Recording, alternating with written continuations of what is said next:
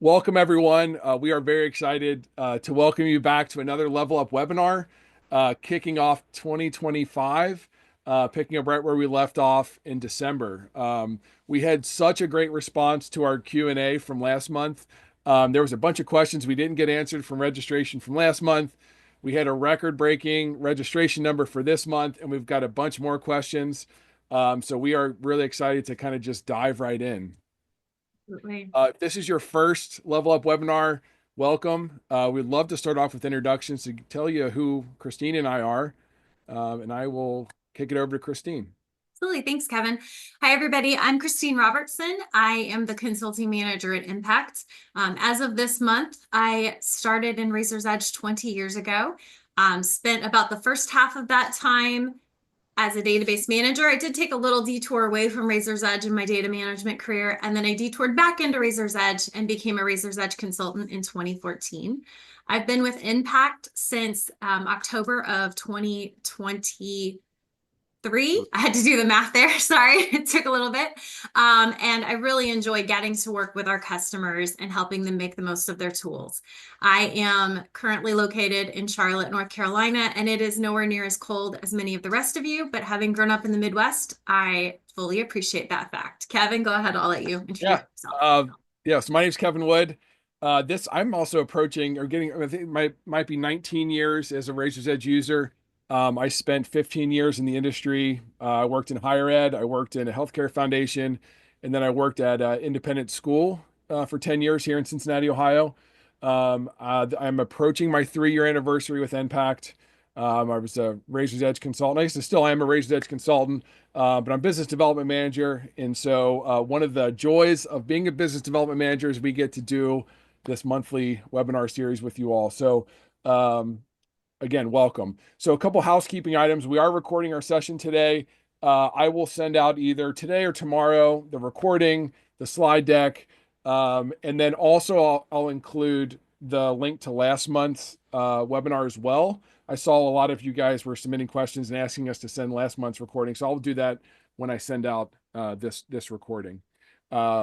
Feel free. I love seeing the chat come in, so feel free to use the chat to ask questions. There's also a Q&A part of Zoom. You can ask questions there as well, but feel free to just throw them in the chat. Christine and I will both be monitoring the chat as we go along. So if we're talking about a specific topic, make sure you and you have a question about it, make sure you ask that in the chat. I think that's all the housekeeping. We're going to go back like we normally do, and we're going to start off with a poll question for you, or maybe a couple poll questions for you. So the first thing, we would love to hear how you heard about us. We send out invitations to this webinar are kind of all over the place. So we would love to see what the best way it is that we are communicating with you all so that we can continue to do that in the future.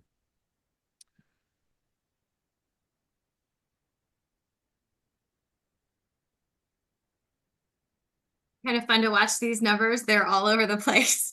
Thanks, guys, for answering that. Yeah. Cool. So this is good for us to see that a lot of our communication methods are working. So thank you very much for that. On to the next one. This one a little more technical. How long have you been using Razor's Edge NXT? And that poll question will pop up here in 1 second. There we go. I always enjoy working with clients that have users that have used Razor's Edge for sometimes longer than we have. It's sometimes like a mutual benefit training because they learn stuff that they may have not ever learned, and oftentimes I walk away with stuff that I may have not ever used or seen before as well. So it looks Yeah, like we've there's got so many aspects to the tool. Absolutely. It's nice to see some fellow veterans here with us today. Yes. Yes. Thank you, Joanne. Oh, I like the clarification between RE and RE NXT because that's for sure. That is for sure a thing. So great. And we're not going to ask you to age yourself to see who was using Razor's Edge with DOS way back in the 90s. We'll just Nope. call it years plus. Okay, cool. So we're going to get into the questions. this will be a similar format to last month. We have a couple questions that we want to highlight and kind of do a deeper dive into. We'll do some demoing kind of in the Razor's Edge, and at the end we'll kind of do a kind of a crash course of a bunch of questions that we had. We tried to group them together as well. So if you don't see your specific question, we tried to group it together. And like last month, there was questions that we just aren't going to have time to get to. So we are going to jump in and do that. Ooh, actually, before we do, one of the things I want kind of clarification about who we are here at NPact. We are not Blackbaud. We are a Blackbaud channel partner.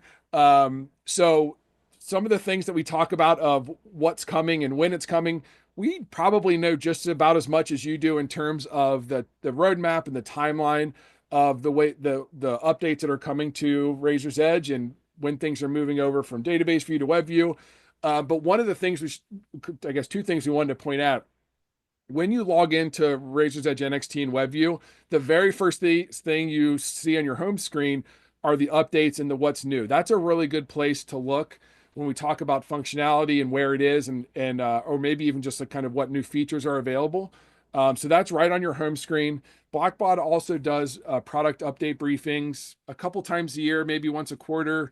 They talk about kind of the forward facing roadmap of what to expect and where to look, where to find things and that sort of thing. So I just wanted to give that we don't have any anything that we talk about on the webinar today is kind of just speculation about if we talk about when things are going to be moved to where.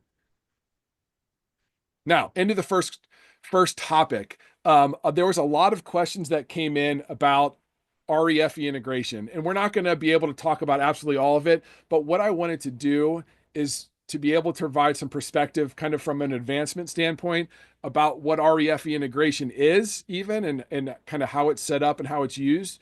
Because back when I first started with Razor's Edge, I had no idea what REFE integration meant. I just knew that gifts got entered into Razor's Edge and someone pressed a button and poof, a unapproved batch showed up in Financial Edge. So I want to kind of talk a little bit about maybe what that is from our perspective. So I'm going to start in database view because the initial setup and actually having the databases kind of communicate with each other is done in database view and under configuration. If you have administrator rights, you should kind of have a similar view to what I see here. If you don't see config or admin as an option here, that has to do with your security rights. So make sure you contact your systems administrator or reach out to Blackbaud to figure out how to get that set up for you. And I just want to point out this general ledger tab here. From my perspective as being a fundraising and advancement side of the house, I have absolutely no idea what any of this stuff means, but I at least want to show you where you go to set up the integration between RE and FE. This is all finance and accounting lingo and things that need to get told to you from your accounting office or finance. But I at least wanted to show you where that setup is. And one thing to tag in there, Kevin, is we do help clients with REFE integrations, but Kevin and I always loop in one of our Financial Edge consultants as well. So they're not on this call today, but just wanted to say we don't do that rogue. Yeah, that's right.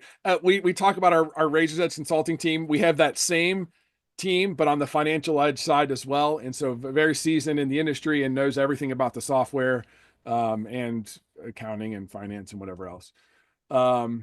Okay, so when we talk about Razor's Edge and Financial Edge integration, the one thing to kind of keep in mind is there's really only one point at which the two systems talk to each other, and that's at the fund level. And so when we open up a fund, and we do this in database view because we want to get to the GL distribution tab of the fund record, and so I just opened up the fund here, and we have this tab here called GL distribution. And if you never have a reason to open up a fund record, you may not know this even exists, but this is where the setup happens for the REFE integration. And so I'm going to click on this tab here. And again, from advancement standpoint, a fundraising standpoint, this looks like Greek to me, but all of these account numbers will be supplied to you from your accounting department. So this is what happens here is this is what accounts get debited and credited debited and credited when a gift gets posted from RE to FE. And so the way to kind of view this and look at this is that when you enter a gift into Razor's Edge, the first thing it's going to ask you, aside from who the constituent is what kind of gift it is. And so based off of this gift table, and this is hard coded, you can't really change what gift types are available. Based on what gift type you pick, it will, when you go to do the REFE posting, it will go to the fund for that gift and look at the gift type and be able to tell Financial Edge, you need to debit this account, how much ever the gift is, and you need to credit this account, how much ever the gift is. This is really where what drives the REFE integration. Now, that is a kind of a watered down kind of look at it, but there's other things like gift subtype and T codes and things that we don't have time to get into today. But I really wanted to kind of just boil it down to as simple as say, what information gets sent to Financial Edge is based off of the fund of the gift, the GL post date of the gift, and the type of the gift. And that those pieces of information, along with maybe some other things, but those core pieces of information are what gets recorded on your general ledger in Financial Edge. Okay. And again, these debit and credit account numbers should be supplied to you from your accounting department. Okay. Christine, do you have anything to add? I just put it in the chat, but even if you don't have Financial Edge, if your finance department wants to see gifts with these debit and credit numbers, you still can use this. You just don't have an integration. You would have to export it to the file. Sarah, the funds are really new to the web view. So I honestly have not checked it to see if the general ledger numbers are in the web view or not. If they're not, that's just Blackbaud hasn't added them there. If they are, then you could try to work with that there, but there's a lot of layers in this piece. So we've just still been doing it here for now. Yeah. And like a lot Thanks, of, Renee. yeah. And like a lot of things that we kind of talk about, there are still certain things that you have to do in database view and certain things you have to do in web view and things you can do in both views. Christine and I have our own opinions on what's best, which way to go for depending on the topic. But, we really are dependent on both views as database managers because there's just certain things you have to do in database view still. And I think it's constantly changing as Blackbaud adds the functionality. And so I know my answer is changing with clients. I'm sure Kevin's is too. But we're just living in a dual world with both of them for now. Yeah. All right. So the next question is working with emailing tax receipts, and from offline gifts, we actually scratched out the offline. That was part of the original question. But the reason we scratched it out is because I actually want to show you a couple places where you could email tax receipts for online and offline gifts. We are going to focus on this from the WebView side and want to just show you a few different places where this can work. So under fundraising, if you start, we're going to start with the gift acknowledgement, and under gift acknowledgement, this is the AI acknowledgements that Blackbaud has been rolling out. This is one of the ways where you can come in, see which gifts need to be acknowledged, look at what's there, and you can send them an email from here to thank them for their gift. Kevin, if you want to click on that acknowledgements to review.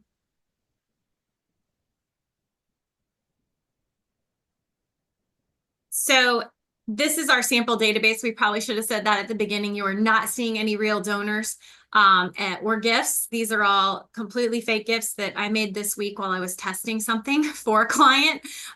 So unfortunately, that $4,500 gift is completely fake.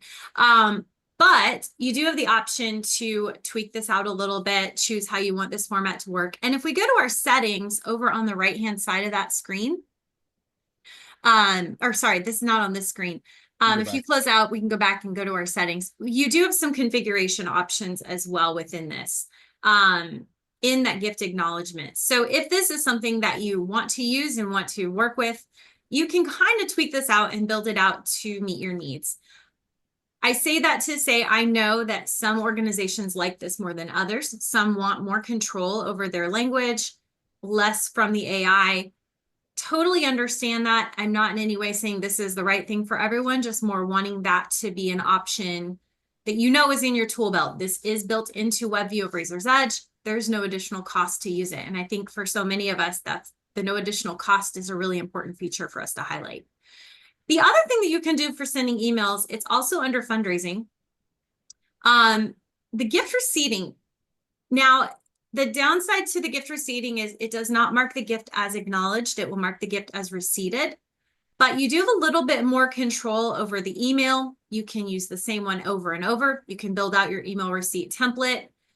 You can include the receipt information. You can run these easily off of a list in the web view. I have a client who uses this very regularly for their recurring gifts. Every month they go in, they select all their recurring gifts, and they use this to send a thank you letter to those donors. They do go back and mark them as acknowledged with functionality in database view, but it's been working really well. This is also part of your package and free and an option. So and anything else that we would acknowledge of ways that you could send emails, quite honestly, would be an add-on into this, or possibly using something else outside of Razor's Edge. So do want to acknowledge there are other ways that people will mention as far as things that you can do in database or not in database view, in web view, and sending that email. These are the two options. So I do see that someone asked if this is only for things entered in NXT. No, you can use these two functions in NXT to thank any gift that is in Razor's Edge. Doesn't matter where it was entered. So it needs to be, if you want to thank them, they can be there from either web view entry or database view entry. And Art said that AI acknowledgements, including organization donors, which is good or bad, depending on if you want to. And then the question about a year-end receipt, I would not use that for either of these. For a year-end receipt, if you want to include all of it, I would either look at your giving statements here in WebView or in Database View, your annual giving statement. Both of those have pros and cons. That depends on what you really want to see at the end of the day, but those would be the two ways you could do that. All right. I think that's everything. Kevin, anything you would add to those?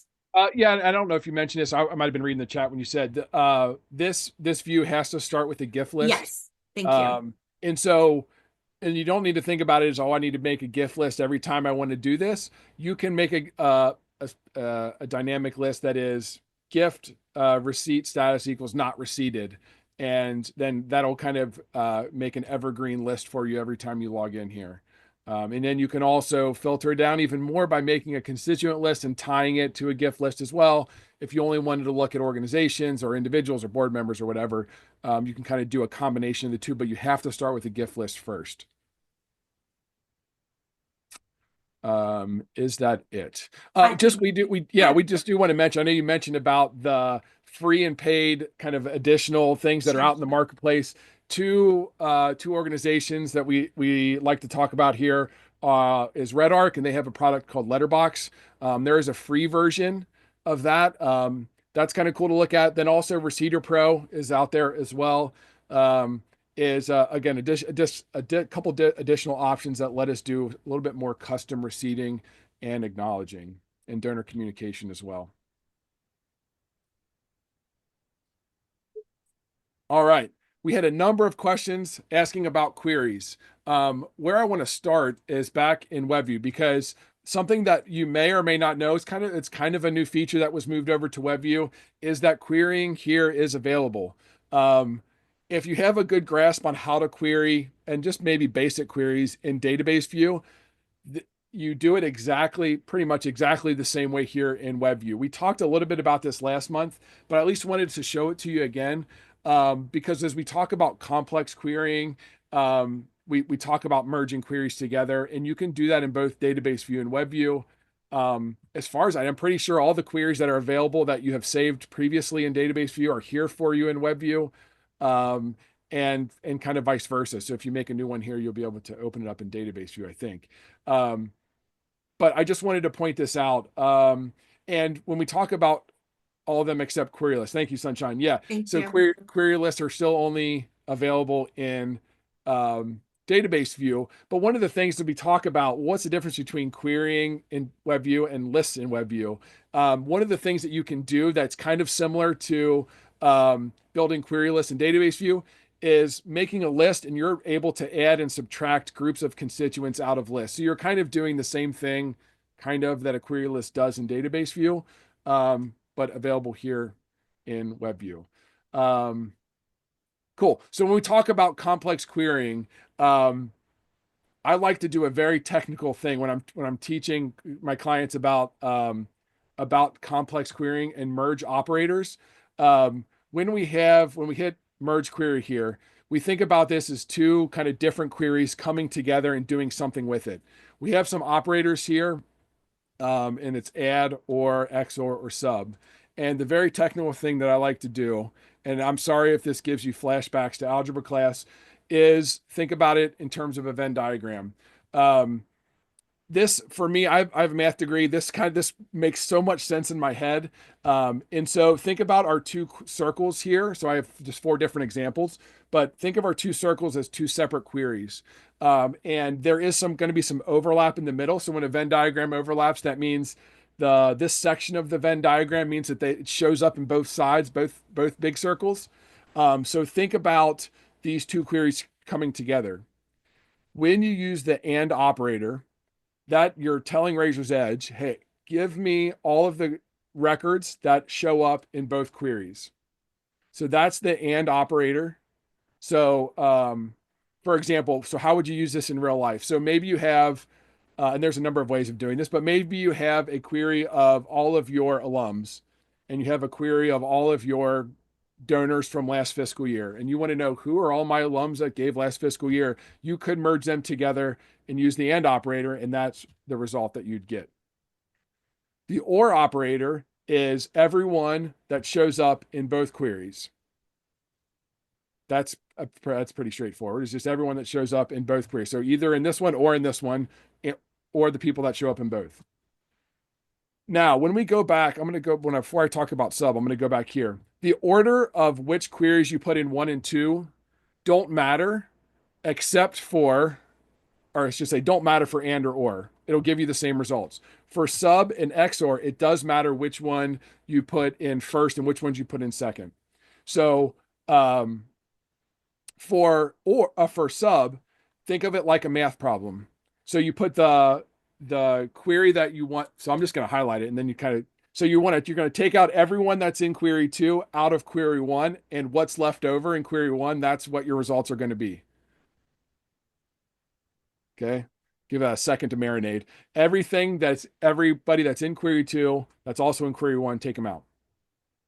XOR, and to be honest with you, in 19 years, I don't know if I've ever used XOR. I don't know, Christine, if you have, but XOR is anybody who's in either query, but not in both.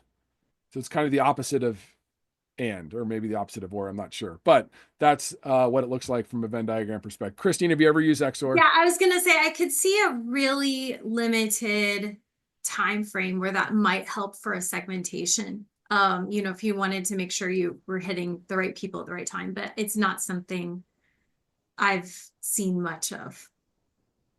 Yeah. Oh, Ruth, that's a good. I think the KB that Austin linked in the chat, I think that probably has the same Venn diagram. Just because at one point in time I was going to be a math teacher, and I enjoy building them on the fly. But I imagine that the Venn diagrams are also in that knowledge base. Okay. How are we doing on time? We're good. Okay, so now we're going to we have a couple slides of rapid fire questions. Some of these questions we copied straight from what you asked. Other ones we kind of summarized because we saw a couple different things. Christine, you want to start? Absolutely. So the first one, yes, we do strongly recommend SOPs for your organization. I think that's just a really good best practice for everybody. Document what you do, why you do it, and a little bit of how. The piece I would say to that, and that may be less rapid fire of an answer, you don't need to rewrite the knowledge base.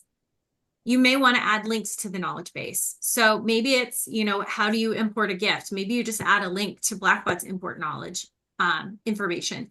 But what you may want to document are the things you really want to document are the things that matter for your organization.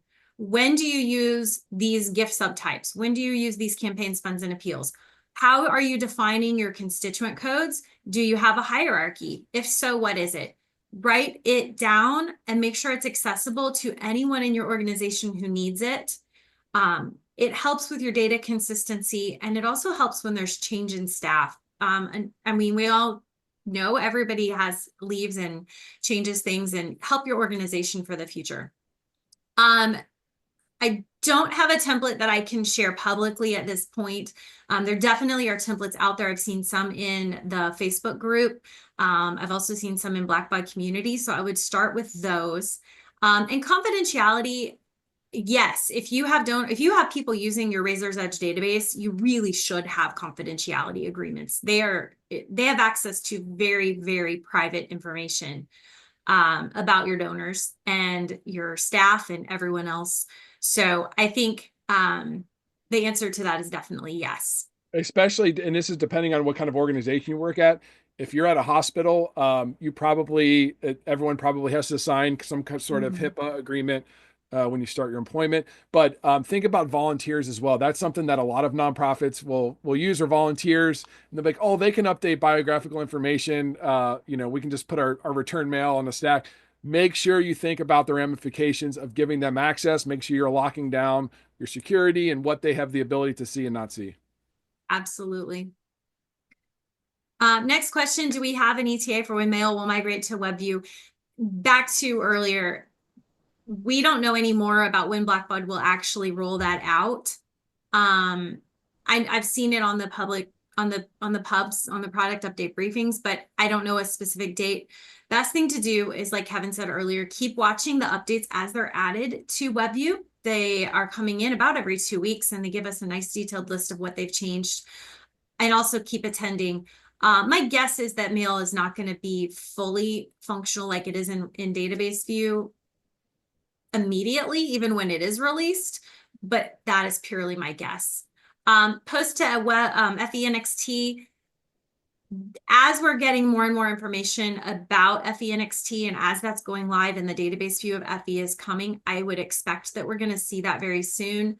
I am not an FE user, so I am not an expert on that, but I don't believe it's there yet.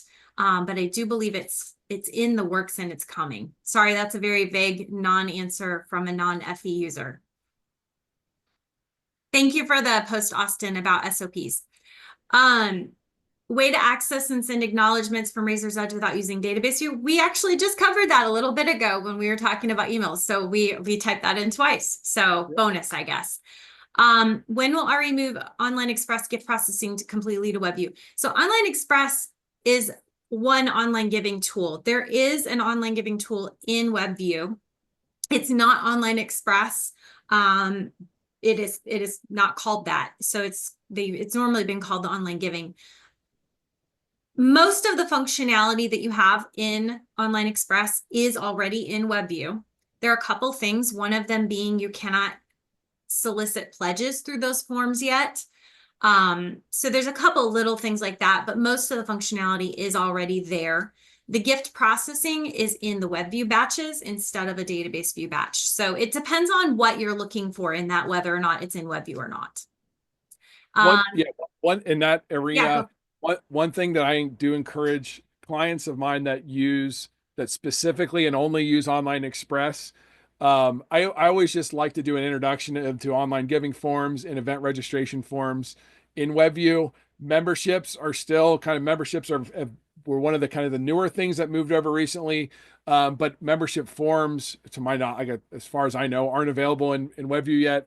So, but I at least like to show them what's out there, because oftentimes organizations will be like, I've been using Online Express for 15 years. Why would I change? Well, the donor cover option isn't available in Online Express, and the automatic processing of the gifts as they come in isn't available. Like, there's just things that just you may not know about that are available in the online giving forms, in the event registration forms, that just might make your lives easier. So if you're only using or strictly using Online Express, I invite you just to kind of maybe dip a toe in the online giving form world, just to see if it's something that your organization might want to switch over to. Yeah, and Christine, the forms in NXT are a little bit more appealing and easier. I think you're absolutely right. The other thing is, I don't believe there are going to be any new updates coming to Online Express. So if you start to encounter things that aren't working as expected, you may need to move over. Kevin, you have a thought? Don't quote us on that because we have no inside Right. information. No, I don't think they are adding anything to it at this point. I think they're focusing development on the online giving and web views. Yeah. And that's what I meant to is, yeah. So I cannot speak for it going away, but I haven't seen any new developments there because all the new developments I've been seeing are in the web view. That is the, yeah. Is there a way to bring over existing queries and reports from database view? So a lot of that is already coming over. We talked about that with the queries. The queries are already coming over, except for the query lists, like Sunshine mentioned. I have heard from Blackbaud employees that reports will be doing the same thing when they do add that. I don't believe that was confidential information. Hope it's not, because I just said it.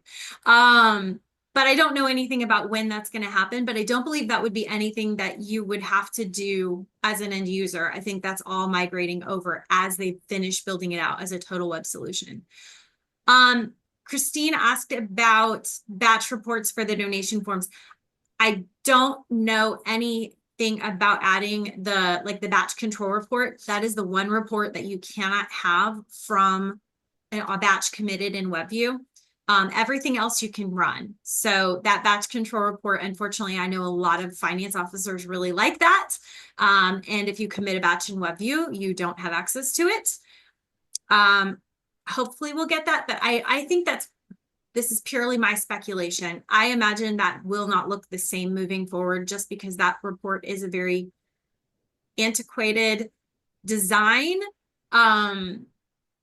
I imagine Blackbaud's going to reimagine some of that, but hopefully it'll have the same information. This last question, we combined several different questions about running reports. Kevin and I talked about this as we were getting ready for today's webinar. So many of you were asking different questions about how do I run this report or how do I get this information on a report?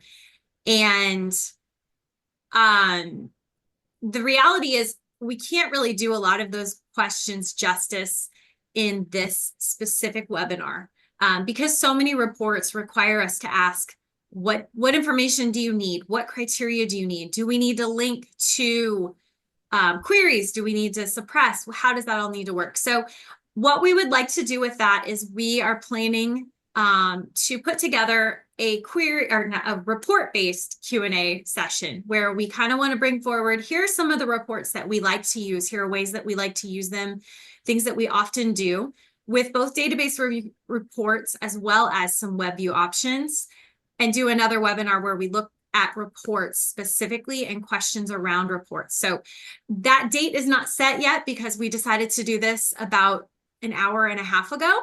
But we will get more information out to you about when that's going to be and things that we want to work with that. And Austin's point about using the validation report, that's a great option. I think most of the time that fits the needs for finance people. It does have the same information. So Kevin, I think we've got another. All right. Yeah, so I think we've done a fairly good job of staying on top of our questions as they come in the chat. I saw Austin did submit a question. Yes, I was going to say I was Austin. I was saving your question for the end. I hope that's not a bad thing, but it wanted to make sure we could do the justice of it. Yeah. So the question is, what are your recommendations and strategies for how to employ change management with a move to a total web solution in WebView?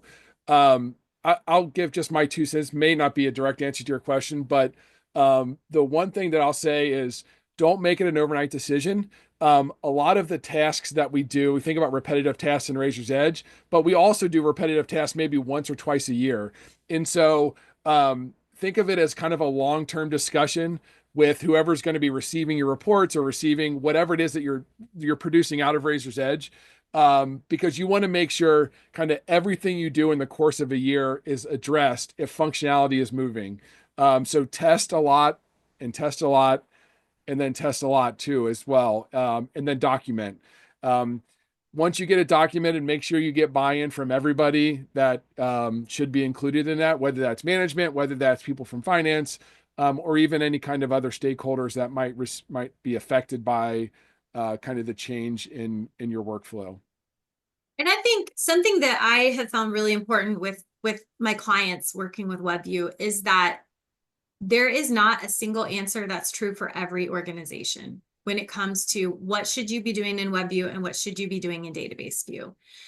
There are some things that we can say that are true for everyone, but a lot of times, you know, it depends on your specific setup. I know one of the questions was about using the split gifts and how can you see that in lists?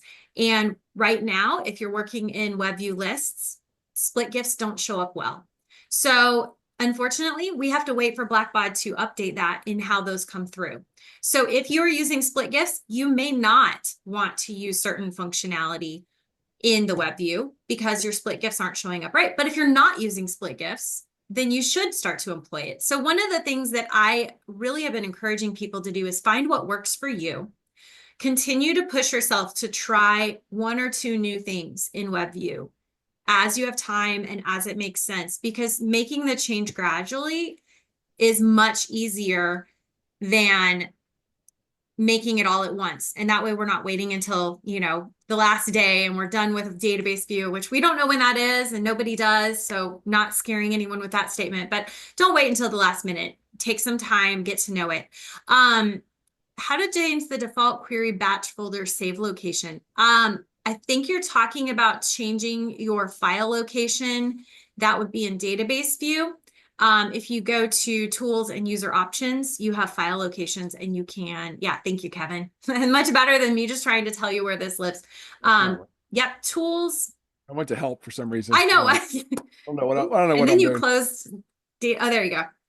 There you go. Tools, user options, and file location. and then if you go to file locations, Kevin's got his set up already. I think that's what you're asking. I would definitely recommend taking a look at that. Sherry's asking about a gift query and a constituent query, a donor and a gift. Sherry, when you're looking at it, would really depend on what your criteria was to be able to help answer that. But a constituent query and a gift query are slightly different. So I'm not sure if I can answer that without more information. Oh, Cindy's asking about the query folders and databases. So do you mean if you have a query open and you hit save, what folder here it goes to? Is that what you're asking, Cindy? Yes. I honestly don't know. I feel like it defaults back to the previous one that you've selected. That's what I feel like, but sometimes it doesn't. I don't know the answer to that. Do you, Christine? It very often, like if you open the query, it'll have it at the bottom, but it's very often the one you were in last. So you have to check it anytime you save a query. Brandy, if you don't like the WebView annual giving statements, I recommend annual giving statements under financial reports in Database View.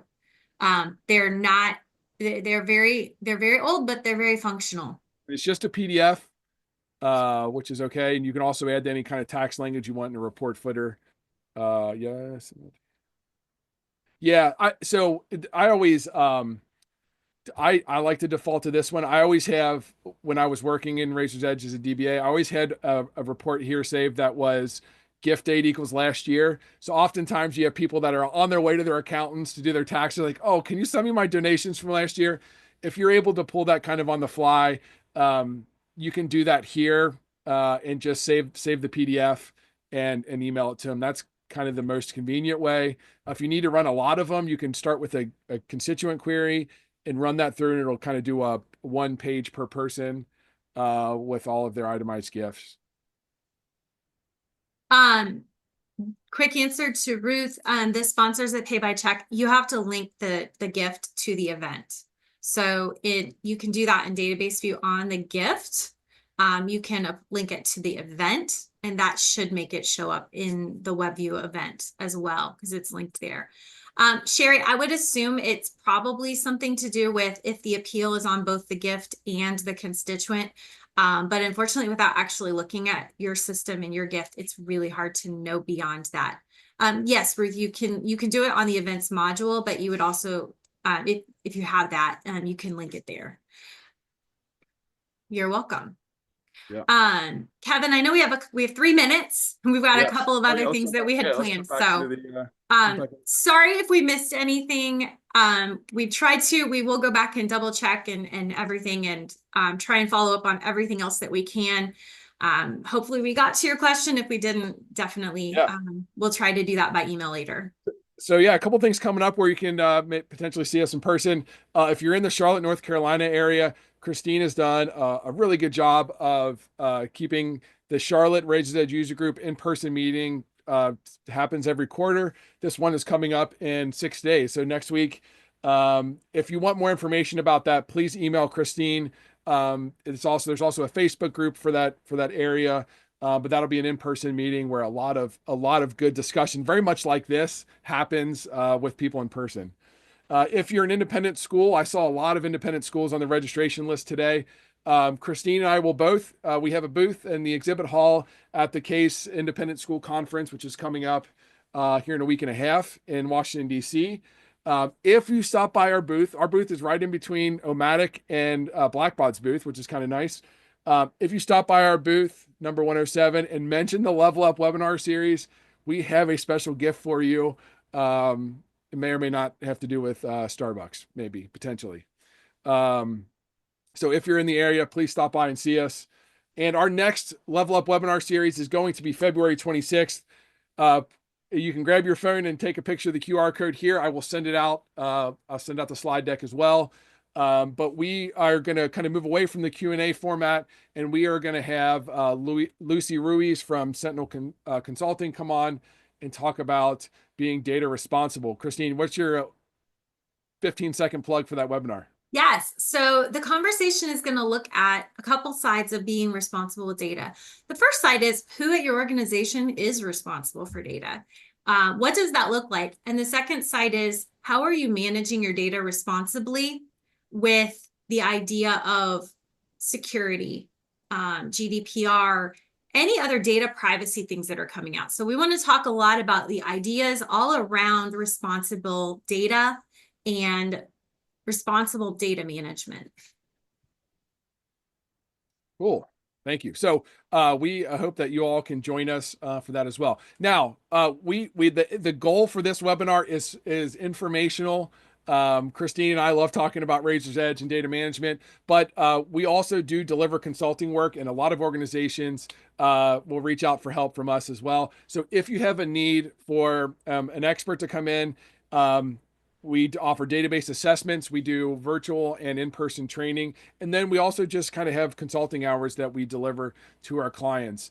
I often like to say we will do the things that you don't know how to do, or we can teach you the things you don't know how to do, or we'll do the things you don't want to do. So really kind of anything as it relates to Razor's Edge and fundraising, and also financial edge and accounting as well. We can help nonprofits. So, oh, yes, we have one more poll question. Christine, can you launch that last poll question? Yes. We've had a really, really, really good response for this month and last month. So we want to ask you what it is that you want to see. So we have a couple different options there. Today's was the open Q&A format.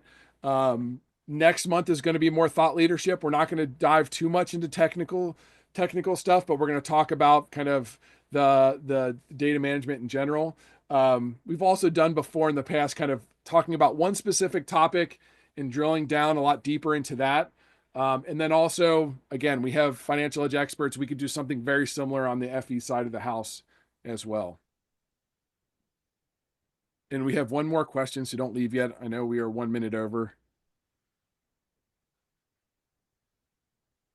Thank you all very much. Yes, thank you all so much. Really appreciate your time today. Cool. That's good. That's helpful very much. Okay. The next question we have for you is if you're ready to talk to us about any engaging NPact in any kind of consulting help. Maybe it's now, maybe it's later this year, maybe it's next year. Please go ahead. If you select option 1, I will be reaching out to you sometime this week. And if you're not interested, that's okay too. Like I said, we love talking Razor's Edge and talking shop. So we'll be here every month for you to come and chat with some peers. Thank you all Well, so much. yeah, we'll leave that poll up. And this was just our last slide with our contact information. Um, and if you have anything you want to talk about, feel free to email either one of us and let us know, and we'll make sure we talk about it.